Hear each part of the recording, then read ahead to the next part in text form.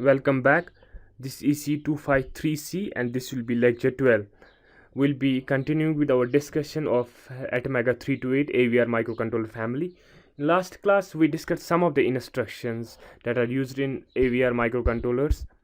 I think we have discussed two of them. We discussed LDI. We discussed LDI instruction and also we discussed add instruction. And after that we also discussed Avr data memory. There are three types. We had general purpose registers, we had input output memory, both standard and extended, and then internal data SRAM. We saw that this memory is named from 0000 up to, in case of Atmega 328, up to 0900. The first 32 bytes are general purpose registers, then we have 64 bytes for standard in IO, and then 160 more bytes for extended IO, and then we have our SRAM, 2 kilobytes of SRAM.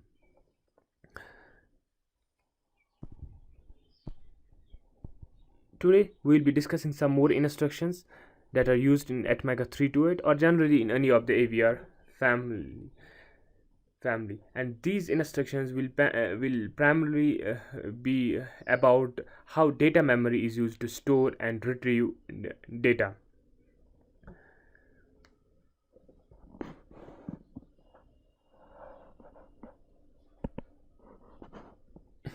Previously we have seen that LDI, here we can load immediately any register, not any register, and just with an immediate value k, while D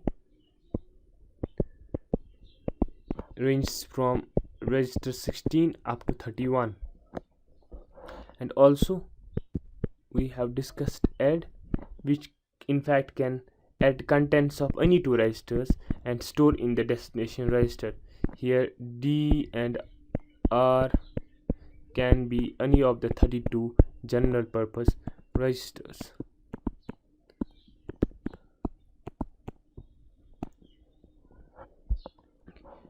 Today we will be discussing one more instruction, that is LDS. LDS means load directly from data space, that's from data memory. The general syntax of this instruction is LDS RD load into a register from an address k. Here k was directly a number was loaded in any of the RD registers, but here k is a memory location. And how compiler differentiates between these two? By this instruction. If it is LDI, then it knows the number following the register is a number and that has to be loaded. But if the instruction is LDS, then the number following this register is actually a memory location of the data memory, and the data from that memory location needs to be stored in RD. And here RD, unlike in LDI, ranges from 0 to 31. That means RD can be any general purpose register. As an example, we can see, and this address, this k, this can be any address from 0000 up to the maximum address FFFF. And in case of Atmega 328, we have only from 0000 up to 0900 in case of Atmega 328. But maybe in some other AVR microcontrollers we may have more memory locations. So as an example, we can write LDS R5, and then we have to give a memory location. For example, I may write 326. That means any data that is stored in the memory location, in the data memory location 326, will be saved, will be copied to R5.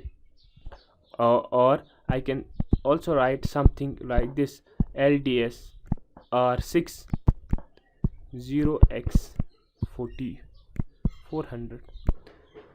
Here the memory was in decimal. Here the memory is, I have written it in hexadecimal. That means hexadecimal memory location 400. The contents of hexadecimal memory location 400 will be moved to R6. Where will be this 400 memory location? That will be somewhere maybe here in the internal SRAM, because beyond 100 up to 900 we have internal SRAM. So memory location 400, hexadecimal memory location 400 will be somewhere in SRAM, and there may be some value in it, and what this instruction, when this instruction will be executed, that value will be copied to R6.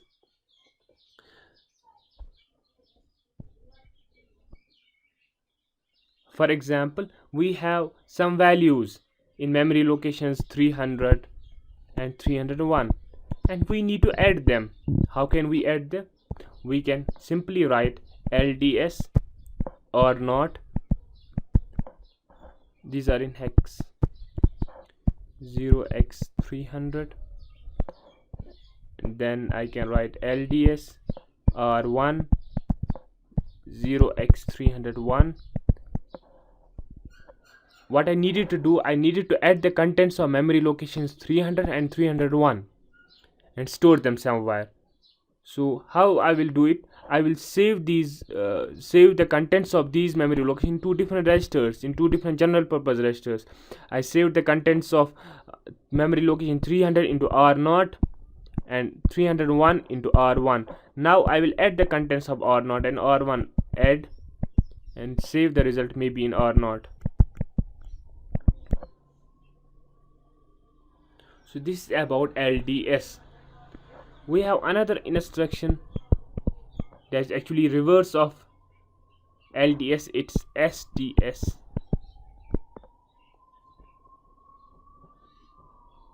It means store directly in data space.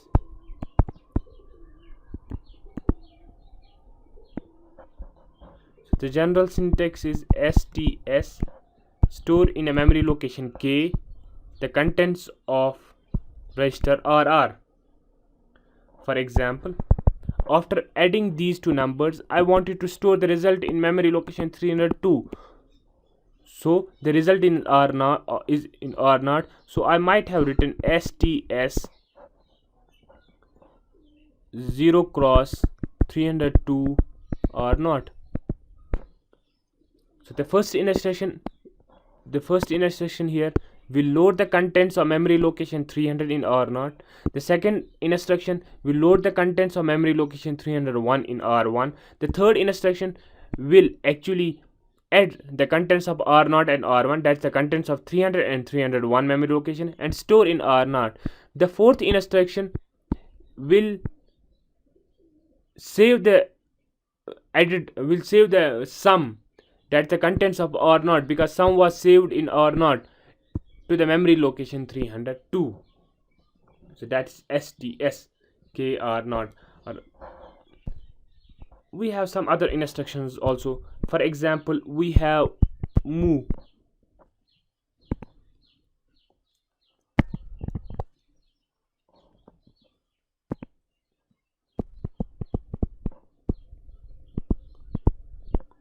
The general syntax is move, RD and RR, and again this RD and RR can be any general purpose registers from R0 to R31. So using this instruction I can move data between general purpose registers.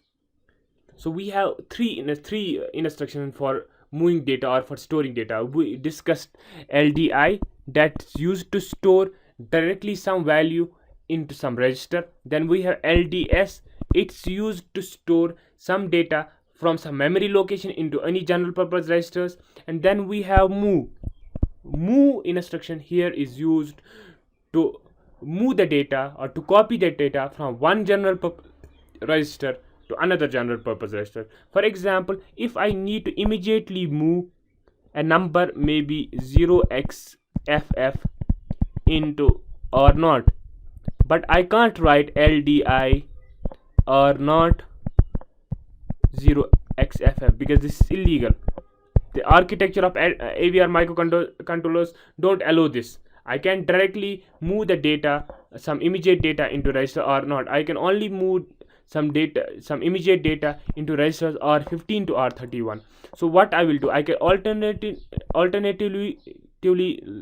write something like this. I can move data in some other register, R17, same data, and then I can write move R0 R17.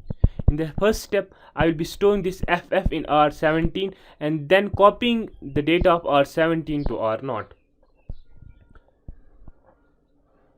We also have an instruction that's known as increment and decrement.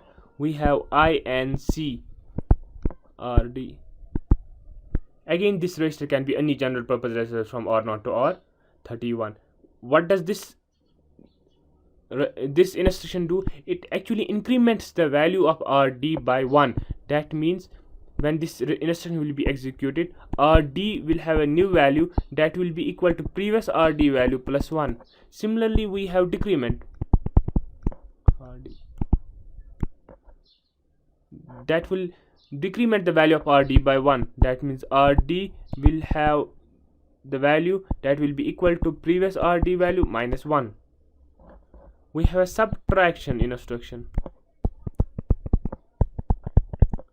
RD RR, and here RR, the contents of RR will be subtracted from RD and the result stored in RD. That means RD will have a new value that will be equal to RD minus RR.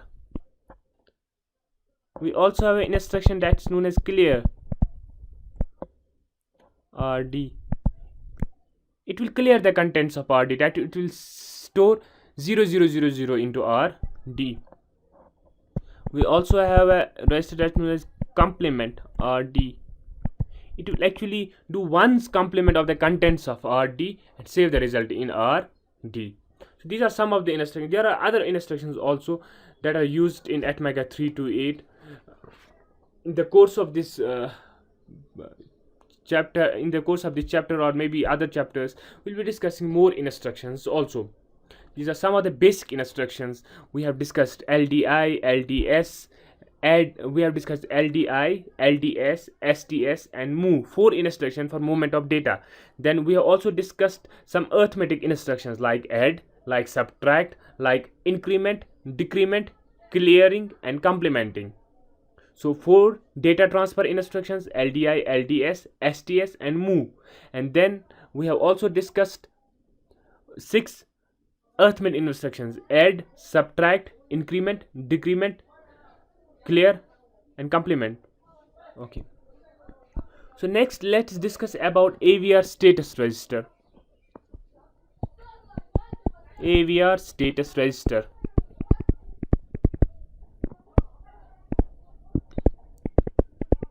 As you may have seen in our microprocessor 8085 microprocessor, there was a flag register which was used actually to store different conditions of arithmetic and logic operations in a register. That register used to be known as a flag register. It has bits like carry, whether there was a carry in the previous executed arithmetic instruction, sign, parity, and other things. Similarly, we have a status register here also. We call it Avr Status Register, or in short form it is sometimes called as SREG.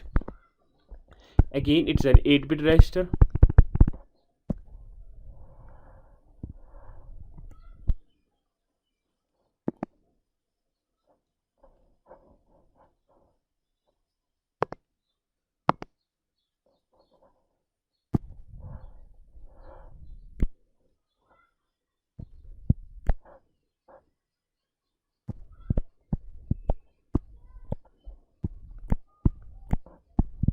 Eight different bits.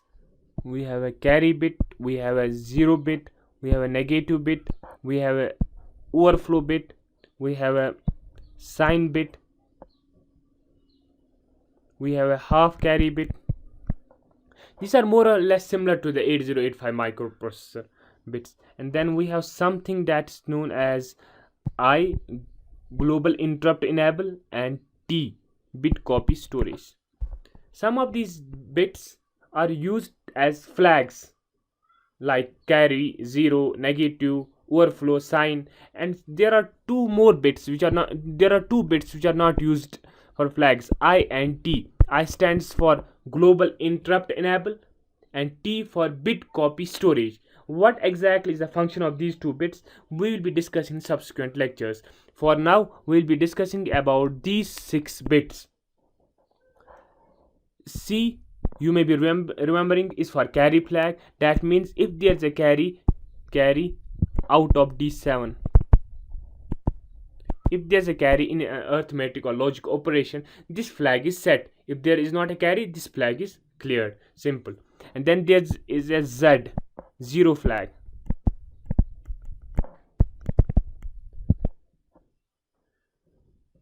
If the result of an arithmetic or logic operation is 0, this flag is set. If the result of an arithmetic or a logical operation is non-zero, this flag is cleared. One thing you must remember, the basic difference between the flags of Avr microcontroller and the flags of our 8085 microprocessor. In case of 8085 microprocessor, every arithmetic instruction was done around accumulator. That means the result was always one of the operands was stored in accumulator, and then the result was also stored in accumulator. So these flags always checked the contents of the accumulator. But in case of Avr microcontrollers, any general purpose register can act as accumulator, in the sense that arithmetic operations can be done and the result stored in any of the general purpose registers. So in case of Avr, the flag registers are set whenever any of the general purpose registers, wherever the result is stored, wherever the result of an arithmetic instruction is stored, has a 0 or doesn't have a 0, or there's a carry or there is not carry. These are not particular to the accumulator, because there's no accumulator in Avr microcontrollers, or in fact every general purpose register acts as an accumulator. So we have carry and Z. Then we have a N. This is the negative flag. What's the purpose of this flag? This is used in case of arithmetic operation of signed numbers. If you remember, in signed numbers, the D7 bit, the last bit, the 8th bit, we have the 8-bit number 2, 3, 4, 5, 6, 7, 8. This is D7. This is D0. This D7. D7 is used as a sign bit. That means if the number is negative, D7 will be 0. Sorry, if the number is positive, D7 will be 0. If the number is negative, D7 will be 1. So when we are dealing with the signed numbers, then this negative flag is either set or cleared. If D7 has a 0, negative bit will also get a 0. If D7 has a 1, negative bit will also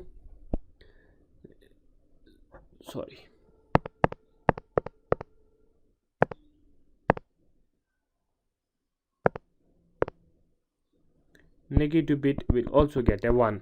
But this is used in signed numbers. For now we are not dealing with signed numbers, so we will take up in future lectures. It's after this negative flag we have V, overflow flag.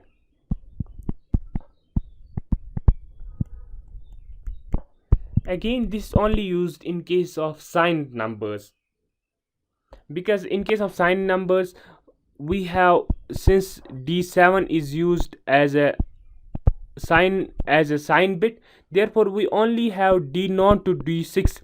That's only 7 bits are stored or used for data storage.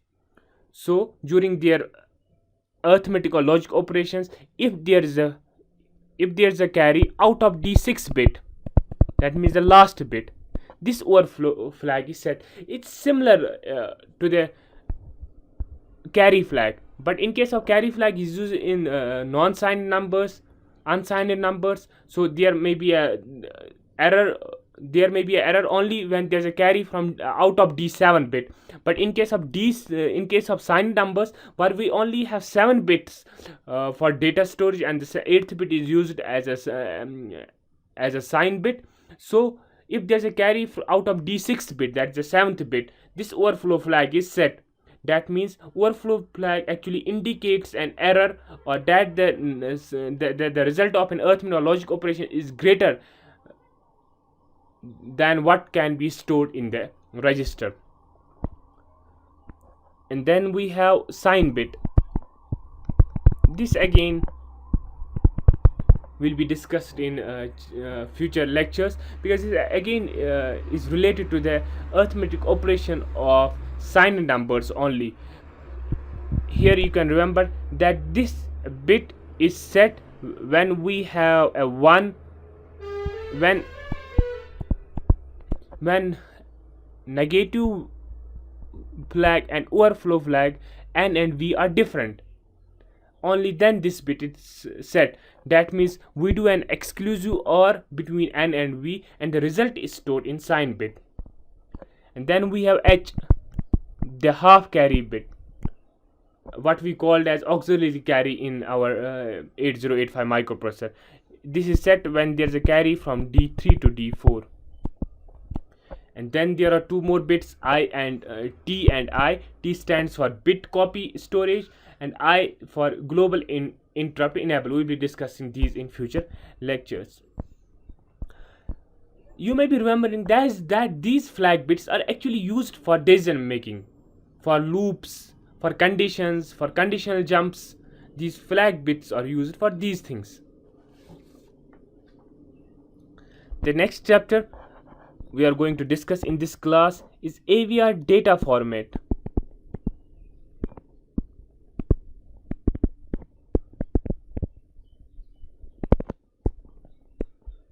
You may be remembering that in case of Avr microcontrollers, they are 8-bit microcontrollers, particularly our Atmega 328. So only we have one type of one data type, and that data type is only 8 bits long, and sometimes it may be only 7 bits long, because the 8th bit will be used as a sign bit in case of signed numbers. That we will be discussing in future lectures, and in this book, in your book, it has been discussed in chapter 5. So this 8-bit data we can write either in decimals or in binary or in hexadecimal, as you have seen. For example, LDI R16. If I want to load a value in register R16, and that value may be in hexadecimal, so I can write 0x99, or also I can write, as I have told you earlier, $99. Both of these things indicate that the following number is a hexadecimal number.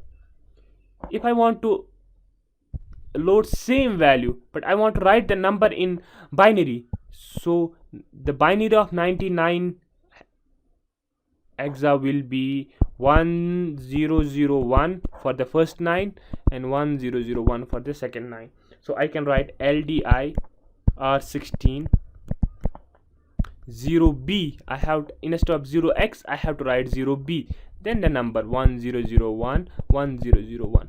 So all these instructions will do the same job. They will move 1001 1001 in R16, but here I have written the number in hex, and here also I have written the number in hex, but here I have written the number in binary. I can do the same by writing the number in decimal. The decimal form of this will be 1 2 4 8 1 16 128 138 148 152 150, I think 153. So I can write LDI R16 253 without writing anything. So all these 4 instructions will actually load 253 into R16, that's 1001 1001. I can write it in decimal, I can write it in binary or hexadecimal, but most often we write in hexadecimal. Also, sometimes we can load the ASCII values of characters in any of the register. For example, if I want to load the ASCII, if I write something like this, 23 2, so this will move number 2 into R23, but alternatively I can write R23 in commas 2. So this instruction will actually load the ASCII value of number 2 into R23. The ASCII value of 23 is 32 in hexadecimal. So this instruction will simply load 2 into R23, but this instruction will load 32 in 23.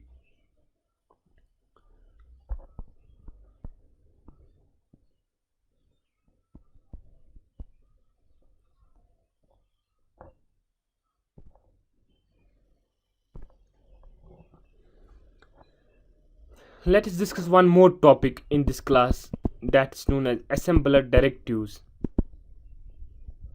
You should remember, slowly we are building towards writing big programs for this Atmega 328. We have discussed a bit of hardware. Now we are discussing a bit of after that we discussed a bit of some instructions, and now in next few minutes or maybe next class we'll be discussing the general structure of an assembly language program. Then try to fit these instructions inside a program so that we may get something meaningful. So the next topic is something known as assembler directives. So far you may have understood that our program is something that looks like this. We have many instructions like LDI, R23, 40, we have LDI, R26. This is a sample program, 23, and then add R23, R26, and then I can store STS, the values of this in any memory location, maybe in memory location 300, R23. So this is a sample program. What will happen when we write the program? We will give this program to a compiler that will change this program into into binary numbers that will be stored inside the code memory of Avr microcontroller, and then each instruction will be executed one by one. Apart from these things, these instructions which constitute the assembly language program, these instructions, an assembly language program is full of these instructions, but there is something else in assembly language program. They are known as assembler directives. What are assembler directives? They are pseudo instructions.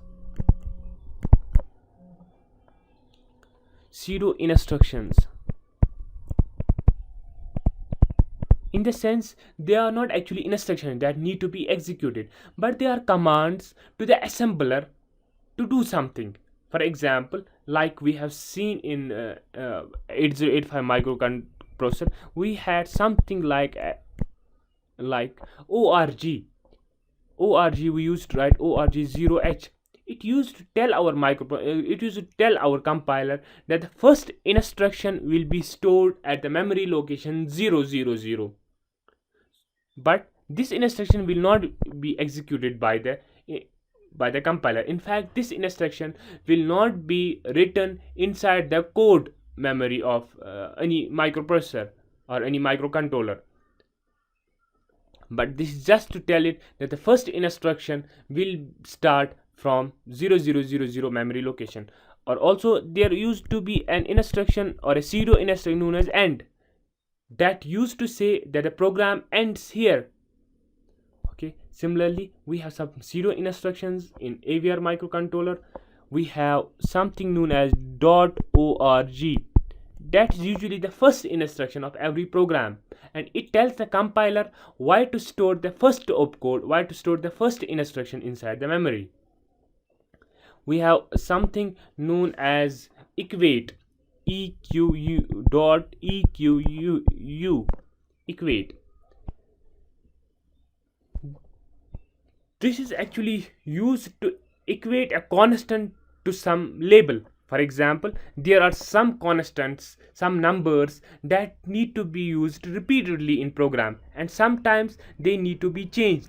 And whenever I need to change that constant, I have to find it wherever it has I have used it in the program and change it every time. So what I do to simplify things, I sometimes equate this constant with some label, with some name, and then use that name inside my program. For example, I can write equ dot equate. I can give any label, for example abc, and write it equal to 0 cross 25. So whenever I have to use 25 inside my program, I can simply write, instead of writing something like this, LDIR21 0 cross 25, I can write this LDIR21 ABC. So this instruction and this instruction are now same, because I have equated the value of 25 to ABC. So here I am directly copying the value of 25 to R1, but here I am copying the value of ABC. ABC has got the value 25 to R21, same thing. This is known as label. And if you remember in 8085 microprocessor, we also used to label the instructions, for example XYZ, and these things were used in jumps and call instructions. So we can label the instructions inside a program, and we can also label some constants, like we have labeled ABC using this equate directive. What are the label rules of ATmega 328? We must remember. How can we label? First thing you should remember that these labels consist of alphabets, both lowercase and uppercase, from A to Z, and A to Z can consist. They can also consist of numbers from 0 to 9, and they can also consist of 6 special characters. We have and, note of interrogation, we have period, we have at the rate, we have underscore, and we have dollar sign. So any label should consist of either A to Z, maybe in uppercase or lowercase, 0 to 9, or these 6 special symbols. And also each label should be unique.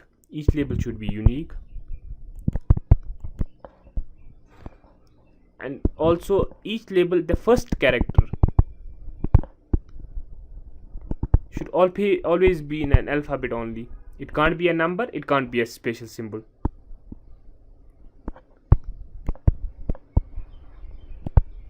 Also the reserved words,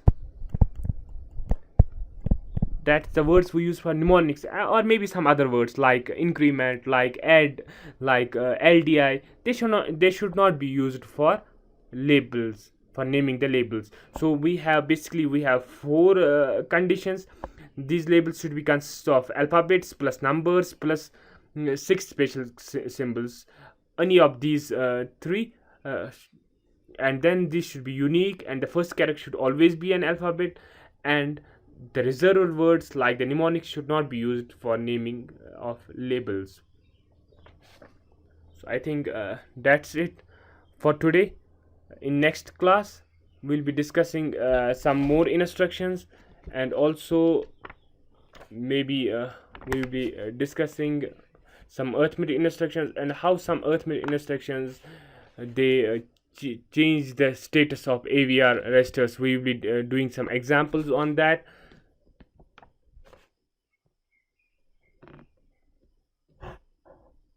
Okay then, thank you.